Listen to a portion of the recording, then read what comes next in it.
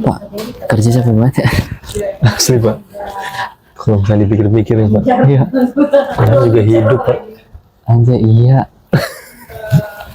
Kenapa Pak lu bisa bilang kayak gitu?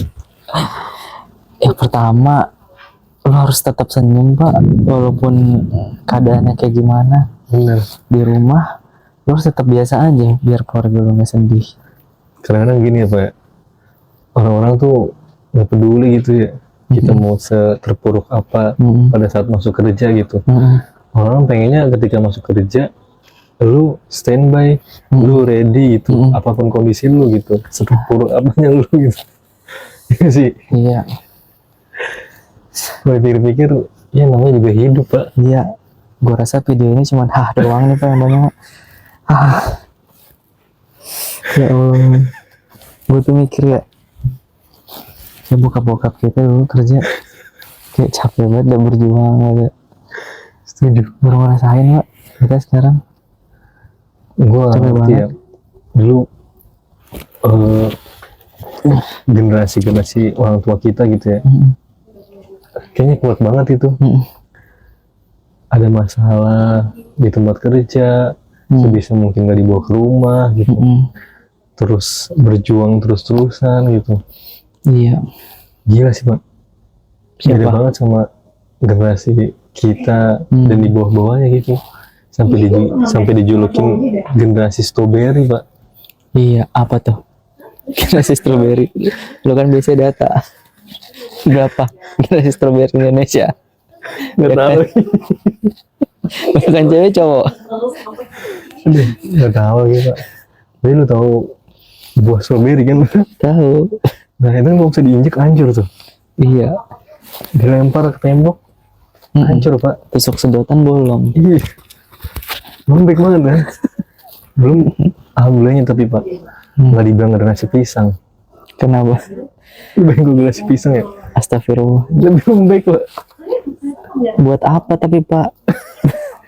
Buat apa lo tambah? Hancur Pak. Bener. Sih. Iya.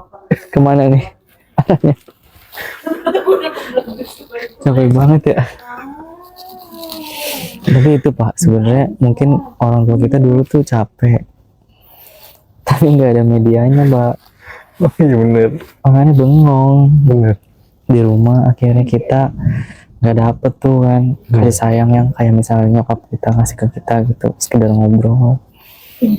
Belum bisa dipikir-pikir, gila juga zaman dulu nggak ada internet ya Pak. Siapa yang gila? Kondisinya Cerdas. nggak ada internet tuh, bayangin Pak. Iya. Lu misalkan nih sekarang HP lu mati Pak, lu di tengah kerumunan, ngapain lu? Bengong kan? Nah, sekosong itu gitu. Itulah. Iya.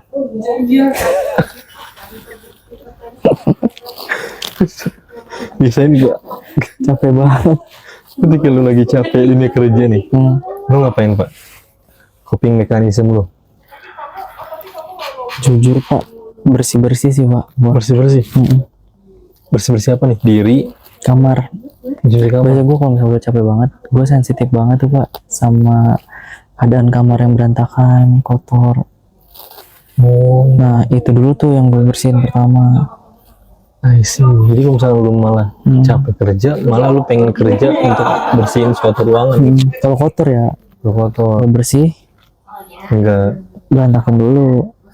Kalau bersih lu berantakin lagi. Iya, biar dapat sensasi ngebersihinnya Pak. Jadi lagi rapi nih ruangan lu, kamar lu berantakin lagi dulu. Lu berantakin dulu, lu baru bersihin. Iya. Gila lu. Serius Pak, sensasi ngebersihinnya itu coping stres banget Pak. Ini serius apa enggak sih Pak? Serius. I see. Lu tuh tipikal yang kalau misalkan ini ada rak nih, mencong dikit, buku lu dorong supaya rata apa enggak Pak? Kesel tapi iya gue berlatihin tapi kayak gue tonjok Pak. Sampai hancur gak temboknya? Enggak. Emang kayak udah kesel banget Pak. Udah gak ketolong banget lah pokoknya. Mana sih ini Pak? Publish nih begini. Kemana-mana. Nggak bisa bener lu. Gue mau tinggal ngikutin aja. Menurut lu, tapi ya Pak, lu pernah berapa kali kerjaan Pak lu coba? Kerjaan yang formal banget baru ini Formal, informal, bebas. Ini formal, ini informal banyak.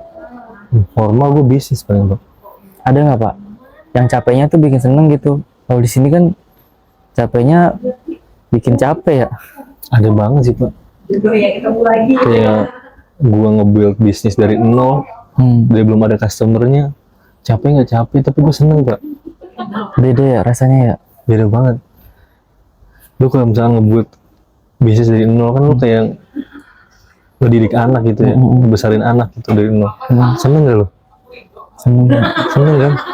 Nah, coba lu terapin pikiran lu kayak gitu ke pekerjaan lu sekarang. Emang bisa Pak kayak gitu? Lihat kan teori. Gak ngaruh dia. Gak ada tuh mobilnya tuh. Gue cariin ya temen-temen, masih parkir. Gak bisa Pak. Nggak bisa. Gak bisa Pak emang kayak gitu Pak. Jujur gue lagi mencoba sih Pak. Serius lah. Makanya kan di sini menciptakan suasana kerja yang senyaman mungkin kan. Dari meja lu gitu, apa yang lakukan day to day-nya gitu, supaya nyaman aja ketika lu berangkat Pak. Lu ngerasa gak sih Pak? Ada aja gitu yang hadir gitu tiap hari Pak. Ada pasti. Lu juga hidup. Kalau misalkan lu nggak hidup Pak, lu nggak bakal ngerasain semua itu Pak. Bener sih. Akhirat ya. Akhirat baru tuh. Lu kalau misalnya di akhirat kan bahagia kan. Kalau nggak neraka. Kalau nggak neraka bahagia Pak. Iya sih. Tapi nih Pak, ngomong-ngomong soal neraka nih, lu ngeliat orangnya tampilannya islami banget Pak. Emosian tapi Pak. Emosian. Iya, itu gimana tuh Pak? Ada satu missing link aja sih Pak menurut gue ya. Kalau misalkan mungkin dia mendalami banget akhlak yang harus patut kita contohin seperti tauladan kita Nabi Muhammad kan. Nabi Muhammad gak gampang marah Pak. Malah gak marah lah. Iya punya Gitu. Kalau marah dia cuma ngerutin dahi, lu bayangin Pak. Ngerutin dahi tanpa ngomel-ngomel keluarin energi negatif kan, marah itu keluarin energi negatif kan. Nah, menurut gue belum sedalam itu aja sih. Menurut gue ya. Berarti sebenarnya mah bukan agama yang salah ya orangnya. Menurut gue nggak ada Pak. Agama Islam tuh salah ngajarin tuh nggak ada Pak menurut gue. Oknumnya aja. Kita yang salah gitu, kita nggak belajar mendalami. Soalnya aneh nggak sih Pak lihat orang kayak gitu jadi aneh sendiri gitu. Ya apaan sih Pak? Ke Islami tapi emosian. Lu nemu orang kayak gitu banyak nggak Pak? Di selama lu hidup? Banyak Pak. Banyak kayak gitu. Banyak. Repot banget ya. Kecuali dia udah di taraf ini ya, kayak ustadz gitu, ulama, habib gitu ya. Itu udah emosionalnya udah mantep lah menurut gua. Manajemen emosinya bagus ya. Emotional intelligence-nya bagus Pak. Jadi bawahnya tuh tenangin gitu ya. Tapi kalau misalkan belum di level itu, ya ada aja Pak.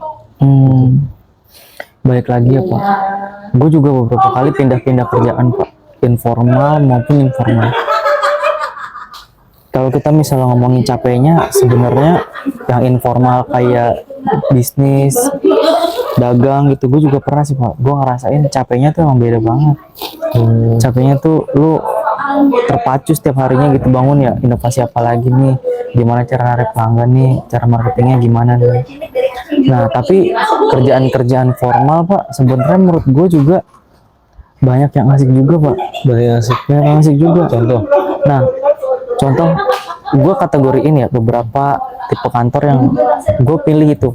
Yang pertama, gue cuman butuh kantor yang kecil Pak. Ruang lingkupnya kecil, satu divisi kecil, bukan dari universitas yang bagus ya, boleh universitas bagus lah, tapi orang-orangnya tuh yang kalem, nggak tinggi gitu. Terus kantornya tuh yang tipe-tipe biasa aja, terus dia nggak, parkirannya udah dibayar dari kantor kan, kalau parkir itu bayar sendiri tuh.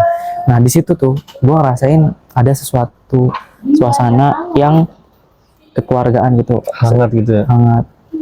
Tapi ini juga balik lagi relatif ya, dari misalnya 10 perusahaan mungkin yang kayak gini cuman 3 atau 4, 30% loh. 30%. Tapi itu kan nggak sama sekali menutup kemungkinan lu kerja di tempat yang enak, nol kan. Iya. Masih ada chance-nya gitu. Gue masih punya harapan gitu. Jadi walaupun gajinya pas-pasan, tapi lu enak kok kerja gitu, sehat, waktu sama keluarga lu ada gitu, 1 minggu libur gitu. Daripada lu ngerasain gak sih Pak, kebahagiaan yang dicari sama kebahagiaan yang udah ada gitu, rasanya kan beda kan. Kebahagiaan yang lu cari, lu ke kantor tuh lu paksain, lu cari kenyamanan sendiri, otak lu bekerja lebih keras gitu untuk mencari kebahagiaannya, dibanding kebahagiaan yang udah ada, tinggal nyari duitnya Pak. Nyari duitnya, makanya gue nggak pernah takut tuh nyari duit, karena Allah udah pasti nakerin. Gue kemarin nonton podcast Pak, judulnya itu dapat puluhan juta dari freelance Upwork modal CapCut. Modal CapCut. Jadi dia bikin video-video orang gitu. Iya, kliennya di luar negeri. Coba dari video itu gue ngerasa kayak rezeki Allah itu luas banget kan Pak, tersebar di mana-mana. Apalagi sekarang udah ada teknologi internet, dunia tuh udah kayak tanpa batas Pak sekarang, tinggal usaha apa enggak.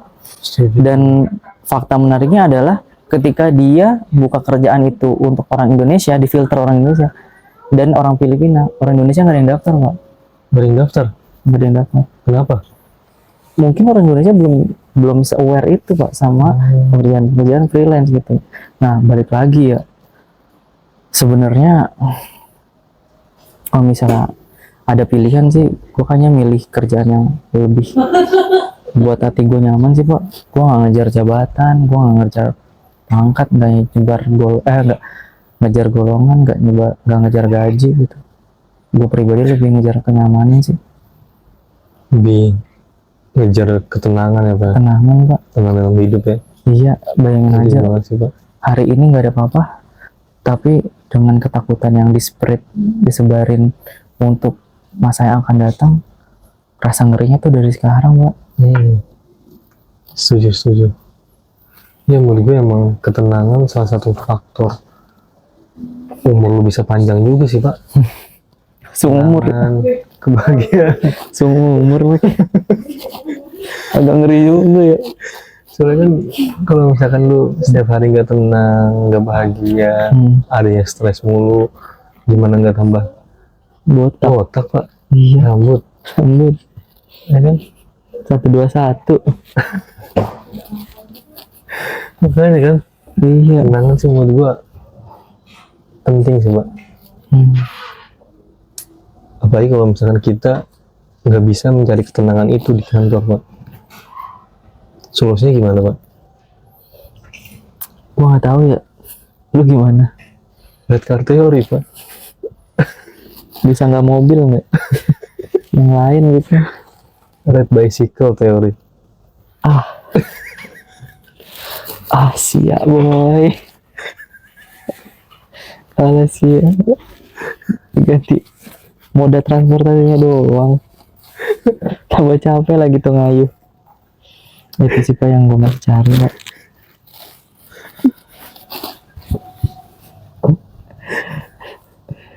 Jadi teman-teman yang capek sama, kita juga capek. Namanya apa? Hidup juga hidup. Namanya kayak hidup. Iya, temen gue udah kosong bener ini. Baru kerja berapa lama? Udah ya.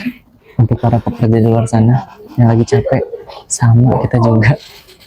Nikmatin aja. Dan bermanfaat. Nambah teman. Wassalamualaikum warahmatullahi wabarakatuh. Waalaikumsalam.